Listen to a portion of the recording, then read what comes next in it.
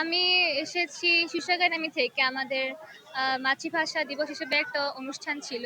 আর শহীদ মিনারে এসেছি আমাদের মাতৃভাষায় যারা ভাষা শহীদ প্রাণ দিয়েছেন তাদেরকে শ্রদ্ধা জ্ঞাপনের জন্য।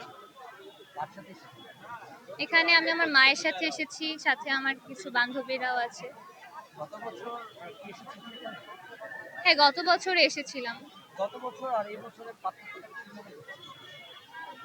গত বছর আর এবছরের পার্থক্য মানে নতুন একটা আমেজ এই বছরে। নতুন সরকার। তো সেই হিসেবে ভালোই লাগছে। এই যে আমরা বাংলা ভাষাটা আমরা দিন দিন যাচ্ছি যে এই যে নতুন জেনারেশন যারা আছে, হুম। বাংলা ভাষাটা আমরা অনেক দেখছি বিকৃতি হয়ে যাচ্ছে, বাংলা ভাষাটা হারিয়ে যাচ্ছে। এটা ধরে রাখার জন্য কি করলে ভালো হবে? এটা ধরে রাখার জন্য বলা যায় যে আমরা বিভিন্ন সাংস্কৃতিক অনুষ্ঠানের মাধ্যমে মানুষকে ভাষা নিয়ে উদ্বুদ্ধ করতে পারি। তারপর এই তো মানে ভাষা চর্চার বিষয়টা আরো বাড়ানো দরকার, বাংলা ভাষা মূলত। আপনাকে যদি বলা হয় আপনি ১ মিনিট বাংলা ভাষায় কথা বলবেন, হ্যাঁ, যে কি নিয়ে বলবো? আপনার পরিচয়, নাম, আপনি কি করেন? আচ্ছা, ১ মিনিট বাংলায় বলুন।